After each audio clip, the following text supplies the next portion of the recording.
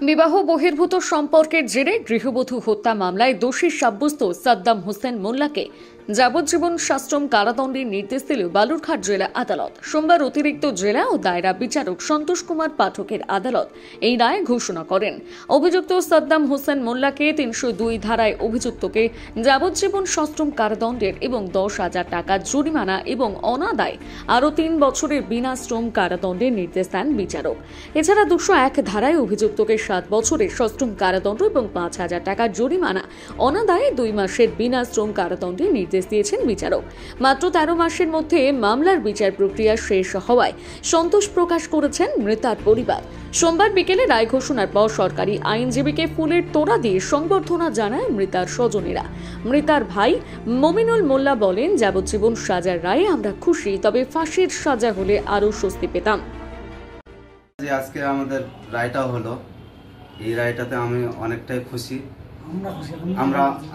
আমরা অনেকটাই খুশি। আমাদের এই রায়ের পরিশ্রম সবাই করেছি, খাস করে আমাদের পিপি সাহেব, আমাদের এসপি সাহেব, আমাদের আইও কিংবা আমি এই ন্যায় বিচারের জন্য অনেকটাই পরিশ্রম করেছি। আজকে রায়টা হলো, যাবজ্জীবন হলো। ফাঁসি হলে আরো ভালো হতো, কিন্তু এই যাবজ্জীবনের তিলে তিলে মরবে, এটা অনেকটাই আমরা খুশি। আদালত সূত্রে জানা যায়, 2024 সালে 18 জুন থেকে নিখোঁজ ছিলেন তপন থানার নিমপুর গ্রামের গৃহবধূ সুলেখা খাতুন বিবি। 22 জুন কালীনগর এলাকায় এক কৃষক চাষ করতে গিয়ে জমিতে মানুষের হাড়গোড় দেখতে পায়। পরে সুলেখা খাতুন বিবিকে খুনের অভিযোগে সাদ্দাম হোসেন মোল্লাকে গ্রেপ্তার করে পুলিশ। এই মামলায় গত শনিবার সাদ্দামকে দোষী সাব্যস্ত করে বিচারক আজ রায়দান করল। এ বিষয়ে সরকারি আইনজীবী ঋতব্রত চক্রবর্তী বলেন, এই মামলার যে ডিসিজ, তার সঙ্গে তার একটি অবৈধ সম্পর্ক ছিল এবং পরবর্তীকালে সেটা জানাজানি হওয়ার ফলে এই মহিলাকে তিনি মার্ডার করে তার নিজের আবাদি জমি যেখানে আছে সেই জমিতে নিয়ে গিয়ে ট্রাক্টরের পিছনে যে রোটোভেটার লাগানো থাকে সেই রোটার দিয়ে, যেটাকে আমরা রোটার বলি, সেইটা দিয়ে বডিটিকে জমিতে মিশিয়ে দেয় এবং কিছুটা হাড়গোড় নিয়ে এক জায়গায় পুঁতে রেখে দেয়।